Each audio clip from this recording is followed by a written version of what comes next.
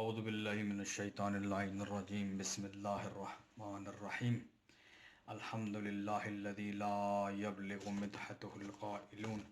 ولا يحسن معه العادون ولا يؤدي حقه المجتہدون سیدنا و نبینا وعلی طبیب قلوبنا جد الحسن والحسین ابی القاسم محمد اللہم صل علی محمد وعلی محمد وأہل بیتہ الطیبین الطاہرین المعصومین اما بعد فقد قال اللہ فی کتابہ المجید وقولہ الحق بسم اللہ الرحمن الرحیم فمن حاجک فیہ من بعد ما جاءک من العلم فقل تعالوا ندعو ابناءنا وابناءکم ونساءنا ونساءکم وانفسنا وانفسکم ثم نبتہل فنجعل لعنت اللہ علی القاذبین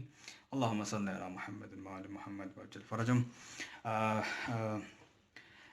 سب بھائیوں کو سلام۔ پہلے تو میں معذرت کروں گا کہ جو پہلی ویڈیو تھی اس میں ایک آیت کی غلطی ہوئی تھی، اس لیے میں نے کوشش کی کہ میں بالکل پڑھ کے کوئی غلطی کی گنجائش نہ ہو۔ تو لاسٹ ٹائم ہم نے آیت مودت پڑھی تھی جس میں علیہ میں غلطی ہوئی تھی ہمارے پاس، تو قل لا اسألکم اجرا الیہ الا المودۃ فی القربیٰ، اس میں علیہ میں نے مس کیا تھا۔ تو آج ہم نے جس آیت کو سلیکٹ کیا ہے امام حسین کی شان میں، جیسے ہم چل رہی ہے ہمارا پارٹ 2 ہے کہ ہم ان آیتوں کو سلیکٹ کریں جو امام کی شان میں نازل ہوئیں اور ان پہ کچھ گفتگو کریں اور اپنے دوستوں میں ہم اس کو ڈسکس کریں۔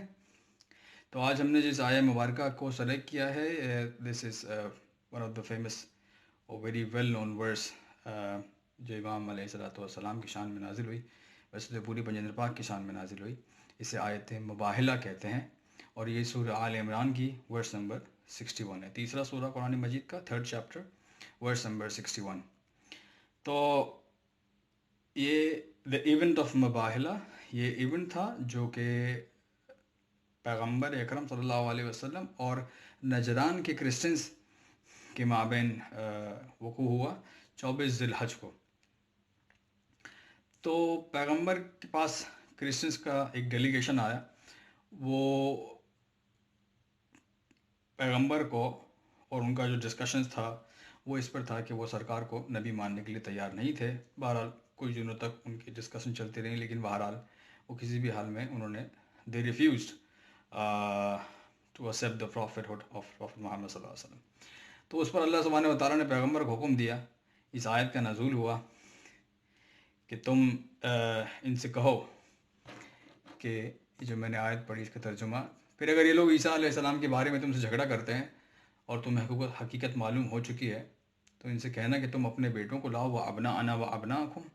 تم اپنے بیٹوں کو لاؤ، ہم اپنے بیٹوں کو لائیں گے، وَنِسَاءَنَا وَنِسَاءَكُمْ، تم اپنی عورتوں کو لاؤ، ہم اپنی عورتوں کو لائیں گے، وَأَنفُسَنَا وَأَنفُسَكُمْ، اور تم اپنے نفسوں کو لاؤ۔ اے حبیب آپ کہہ دیجئے ان سے، تم اپنے نفسوں کو لاؤ، ہم اپنے نفسوں کو لائیں گے، اور بارگاہ الہی میں دعا کریں گے اور جھوٹوں پر اللہ کی لعنت بھیجیں گے، لعنت اللہ علی القاذبین۔ تو پیغمبر نے انہیں مباہلے کی آیت سنائی کہ بھئی ایسا ہے، اب اگر تم سچے ہو تو تم اپنی بیٹوں کو لاؤ، ہم اپنے بیٹوں کو لائیں گے، تم اپنے نفسوں کو لاؤ، اپنے نفسوں کو لائیں گے، تم اپنی عورتوں کو لاؤ، ہم اپنی عورتوں کو لائیں گے۔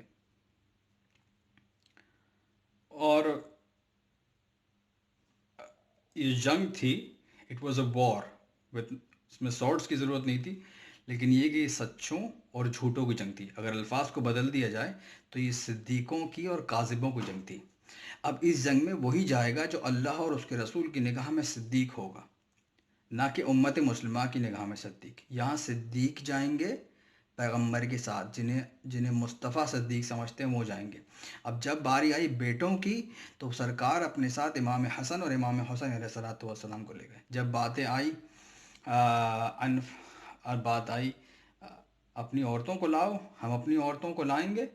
وَنِسَاءَنَا وَنِسَاءَكُمْ، تو سرکار اپنی بیٹی جناب فاطمہ الزہرا سلام اللہ علیہ، جو اس قرآن کی آیت کے نص کے مطابق اللہ اور اس کے رسول کی شان میں صدیقۃ الکبریٰ ہیں، کیونکہ سچوں کی جنگ تھی، صدیقوں کی جنگ تھی، جھوٹوں سے جھوٹوں پر لعنت بھیجنی تھی، اسی لیے جو مصطفیٰ کی نگاہ میں صدیقۃ الکبریٰ تھی، پیغمبر ان کو لے گئے، یعنی فاطمہ الزہرا کو لے گئے، اور جب پروردگار نے کہا ان سے کہو اپنے نفسوں کو لائیں، ہم اپنے نفسوں کو لائیں گے، تو پیغمبر علی مرتضیٰ کو لے گئے۔ تو قرآن کے نص کے مطابق امیر المومنین علی ابن ابی طالب پیغمبر کا نفس ہیں۔ تو اس وقت کا جو ڈیلیگیشن کا ہیڈ تھا، ہز نیم واز عاقب، وہ بہت انٹیلیجنٹ آدمی تھا۔ اس نے رات میں ہی اپنے ڈسکشن کی گروپ میں اس نے کہا کہ اگر پیغمبر اپنے صحابیوں کے ساتھ آتے ہیں تو ہم یہ مباہلہ کریں گے، اور اگر پیغمبر اپنے گھر والوں کے ساتھ آتے ہیں تو یہ خود ان کے سچے ہونے کی ایک دلیل ہے۔ اور آپ یہ دیکھیے کہ ایک جملہ کہوں کہ وہ لوگ سرکار کو تو پہلے ہی دیکھ رہے تھے، جن کو نہیں دیکھا تھا وہ آ جائیں گے ساتھ میدان میں۔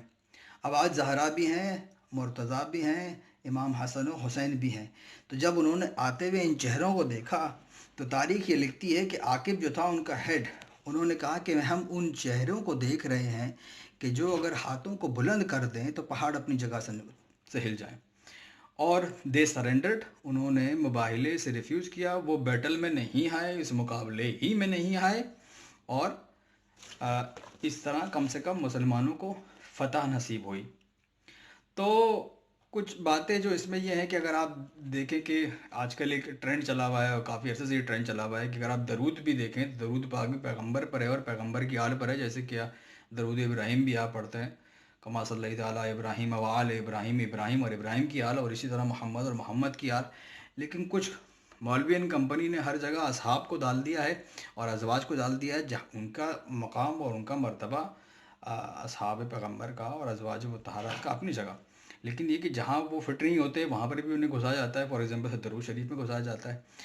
تو بھائی یہاں پر بھی اللہ اگر دو لفظ یہاں شکوہ خدا سے بھی کیجیے کہ بھئی خدا یہ کہہ دیتا وہ اصحابنا و اصحابکم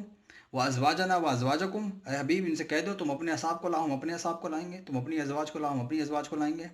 تو کیا دو لفظوں سے قرآن موٹا ہو جاتا؟ ایسا نہیں ہے۔ جو پروردگار کی نگاہ میں صدیق تھے، پروردگار نے انہیں مینشن کیا، جو محمد کی نگاہ میں صدیق تھے صلی اللہ علیہ وسلم، پیغمبر ان کو اپنے ساتھ لے گئے۔ اچھا، اب یہاں تمام آپ ریفرنس مانگ سکتے ہیں کہ بھئی یہ ایونٹ ہوا نہیں ہوا، تو میں آپ کے لیے بہت بڑا حوالہ دے چلوں، میں اپنے پاس لکھ کے لایا ہوں اس کو۔ امام فخر الدین علامہ فخر الدین الرازی رحمۃ اللہ علیہ اپنی کمنٹری، اپنی تفسیر الکبیر میں اس واقعے کو لکھتے ہیں، اور اس آیت کی تفسیر میں جو کہ سورہ آل عمران کی 61 ہے اس میں لکھتے ہیں کہ یہ آیت امام حسن و حسین ہے، اور نساء میں جناب فاطمہ الزہرا ہیں، اور نفس میں مولا مرتضیٰ علی مرتضیٰ ہیں۔ تو بقول قرآن حسن اور حسین، امام حسن اور حسین مصطفیٰ کے بیٹے ہیں، ابنا آنا و ابنا، اپنے بیٹوں کو لاؤ اپنے بیٹوں کو لاؤ۔ تو یہ جو نبی کے دشمن، نبی کے بیٹوں کا دشمن ہو، جو نبی کے بیٹوں کو قاتل ہو، وہ رضی اللہ نہیں ہوتا، وہ لعنت اللہ علیہ ہوتا ہے۔ جب مامون رشید لعنت اللہ علیہ کے دربار میں 8ویں امام اہل بیت کے امام علی رضا علیہ السلام سے جب مولا امیر المومنین کی شان پوچھی گئی، تو امام نے اس آیت کی تلاوت کر کے کہا کہ پیغمبر سے بڑی اللہ کی کوئی سب سے بڑی، سب سے عظیم خلقت جو ہے وہ خود نبی مکرم کی ذات اقدس ہے، اور اللہ نے اسی آیت میں علی مرتضیٰ کو پیغمبر کا نفس قرار دیا۔ تو یعنی اللہ پیغمبر کے نفس کو علی قرار دیا، اور پیغمبر بعد از پیغمبر کوئی بھی ہستی پیغمبر کے نفس سے افضل نہیں ہو سکتی۔ تو بہرحال یہ کچھ گزارشات تھی کہ امام حسین علیہ السلام کے حوالے سے قرآن مجید کا تعارف جو ہم کرانا چاہ رہے ہیں۔ قرآن امام کا تعارف کیا کرا ہے؟ تو امام کا تعارف پہلے ہم نے مودت سے کرایا کہ امام کی مودت اللہ نے واجب کی، نہ کہ محبت، مودت۔ There is a vast difference between love and مودت۔ جس سے محبت ہو اس پہ سب قربان، جس سے محبت کرتے ہو اس کو قربان کرنا وہ مودت ہے۔ تو مودت مسلمانوں پر واجب کی، آپ حسین سے مودت کرنی ہے، اور جس سے مودت کا آپ کو حکم ملا اس کی زندگی کے بارے میں آپ کو پتہ ہونا چاہیے، اس کی خوشی میں خوش ہونا چاہیے، اس کے غم میں غم منانا چاہیے۔ اور قرآن کی نص سے پیغمبر کے بیٹے ہوئے امام حسن و حسین، اور نہ کہ پیغمبر اللہ کی نگاہ میں وہ سچے بھی ہیں، صادق بھی ہیں، اور نہ کہ اللہ کی نگاہ میں صادق ہیں، بلکہ وہ ہستیاں ہیں جو ایون کرسچنز جو اس وقت کے نجران تھے ان کی نگاہ میں بھی صدیق تھے، ان کی نگاہ میں بھی سچے تھے۔ یہ تو مظلومیت ہے ان کی کہ مسلمانوں نے ان کو دربار میں بلا کے پیغمبر کے بعد ان کی گواہیوں کو جھٹلایا اور ان سے گواہ مانگے۔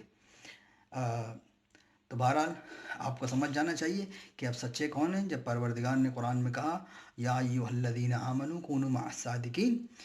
اے ایمان والو اگر تم صاحب ایمان ہو تم صادقین کے ساتھ ہو جاؤ۔ تو آئیے ہمیں مل کر پیغمبر اور علی مرتضیٰ، جناب فاطمہ الزہرا اور امام حسین اور امام حسن علیہ السلام کے ساتھ ہونا پڑے گا۔ وآخر دعوانا الحمد للہ رب العالمین۔